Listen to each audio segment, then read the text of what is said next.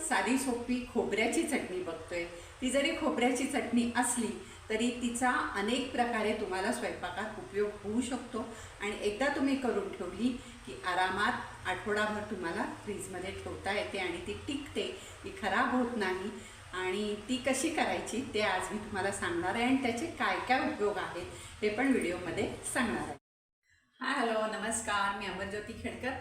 आज आपण साधी चटणी बघतोय, म्हणजे खोबऱ्याची चटणी आहे, पण ती थोडी वेगळ्या प्रकारे मी करते आणि तुमच्याकडे पण होत असेल अशी चटणी। तर ही चटणी आपल्याला तोंडाची चव वाढवणारी आहे, रुची। कारण पावसाळ्याच्या दिवसात बघा तोंडाला चव नसते, त्यामुळे पावसाळ्याच्या दिवसात ही चटणी आपली तोंडाची चव वाढवते। इडली बरोबर, डोसा बरोबर, पराठ्याबरोबर, सँडविचमध्ये घालून सुद्धा खूप छान लागते।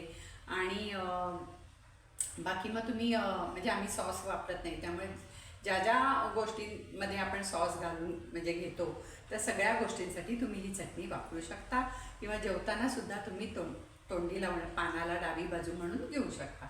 आता ही चटणी करण्यासाठी काय काय साहित्य लागणार आहे ते आपण बघू।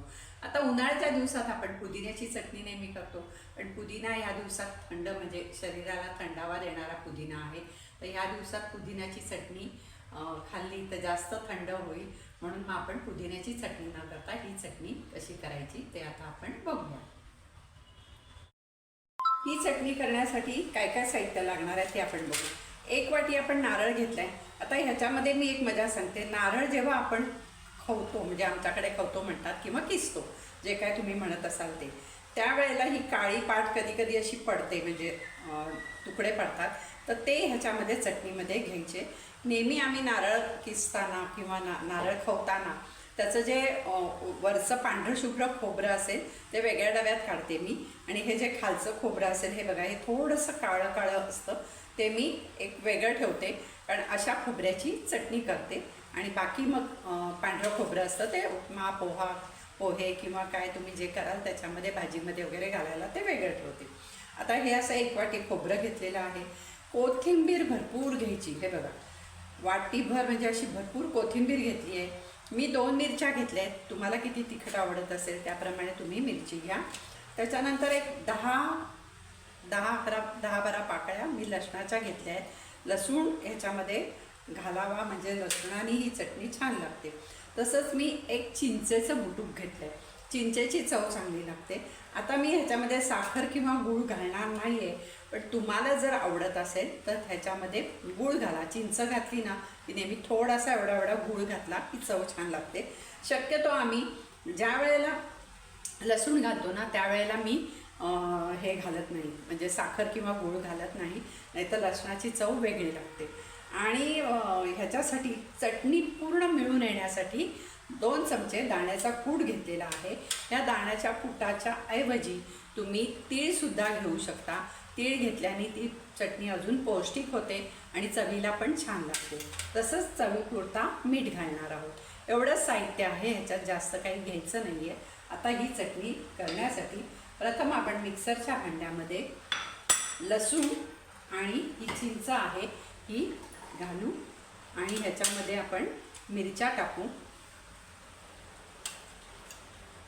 आणि हे प्रथम आपण फिरवून घेऊ। त्याच्यानंतर ही कोथिंबीर घालून फिरवून घेणार आहोत, आणि सगळ्यात शेवटी मग आपण खोबरं घालणार आहोत। हे बघा लसूण आणि मिरची मी फिरवून घेतली आहे, त्यात थोडंसं मी चिंचेचं बुटूक टाकले। आता ही कोथिंबीर घालणार आहोत आपण ह्याच्यामध्ये। कोथिंबीरीने चव चटणीला खूप छान लागते, त्यामुळे कोथिंबीर भरपूर घालायची। आता ही कोथिंबीर घालून परत मी फिरवून घेते। कोथिंबीर घालून मी हे फिरवून घेतलेलं आहे। आता हे खोबरं या म्हणजे काळी पाठ आहे ह्याच्या सकटच टाकणार आहे मी, तर हे खोबरं ह्याच्यात टाकते, ओलं खोबरं, आणि त्याच्याबरोबर दाण्याचा कूट पण घालते, आणि थोडं चवीपुरता मी मीठ घालणार आहे ह्याच्यामध्ये। आता दुसरी एक सांगायची गोष्ट म्हणजे ज्या वेळेला आपण लसूण घालतो भरपूर, त्यावेळेला मिरची बेताची घाला, तुम्हाला किती तिखट पाहिजे त्याप्रमाणे, कारण लसणाचा तिखटपणा असतो, त्यामुळे मिरची खूप घातली तर खूप तिखट होईल। तुम्ही किती तिखट खाता त्याप्रमाणे घाला। मी ह्या 1 वाटीला 2 मोठ्या मिरच्या घातलेल्या आहेत। आता हे सगळं आपण फिरवून घेऊया।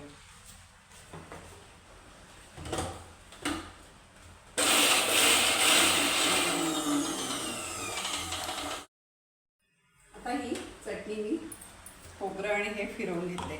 हा हा हा, काय सुंदर रंग पण छान आलाय आणि एकदम लसूण आणि त्या ह्याचा सगळ्याचा खूप छान वास येतोय.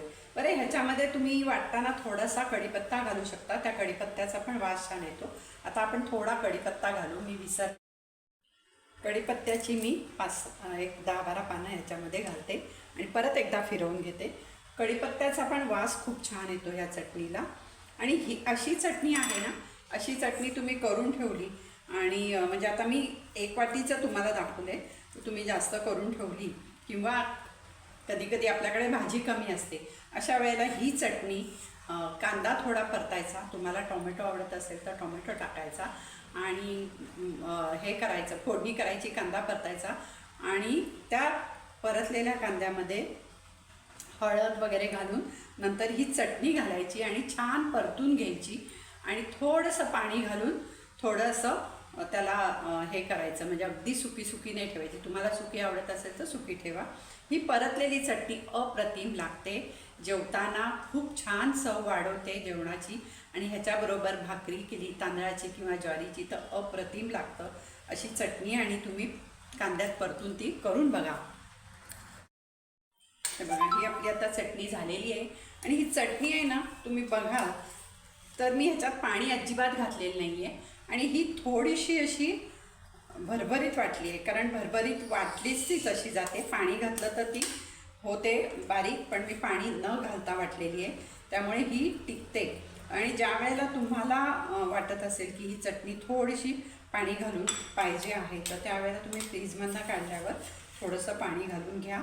पण चटणीमध्ये पाणी घालू नका. चटणीमध्ये पाणी घातलं नाही ना की ती जास्त टिकते. त्यामुळे अशी चटणी करून तुम्ही फ्रीजमध्ये ठेवा आणि तुमच्या जेवणाची चव वाढवू शकते, म्हणजे जेवण एकदम तुमचं रुचकर होऊ शकतं ह्यानी. बरं, ही चटणी आहे, पटकन आपल्याला वाटलं एखाद्या भाजीत किंवा एखाद्या ह्याच्यात जरा चव येण्यासाठी काहीतरी घालावं असं, तर ही चटणी तुम्ही एखाद्या भाजीत किंवा उसळीत घातली ना, तर त्या उसळीची आणि भाजीची चव पण खूप छान होते. त्यामुळे अशी चटणी तुम्ही करून ठेवा फ्रीजमध्ये. काही लोक सुका खोबऱ्याची करतात, सुका खोबऱ्याची केली तर ती जास्त टिकते आणि कधीही तुम्हाला पाहिजे त्यावेळेला तुम्ही स्वयंपाकात वापरू शकता किंवा जेवताना वापरू शकता किंवा तुम्ही काही पराठे वगैरे खाताना सुद्धा ही चटणी वापरू शकता. अशी चटणी करून बघा आणि तुम्हाला जर आवडला हा व्हिडिओ किंवा चटणी आवडली किंवा तुम्ही करत असाल तर मला सांगा. आपल्या चॅनलला लाईक करा, शेअर करा, सबस्क्राईब करा आणि कमेंटमध्ये सांगायला विसरू नका. धन्यवाद.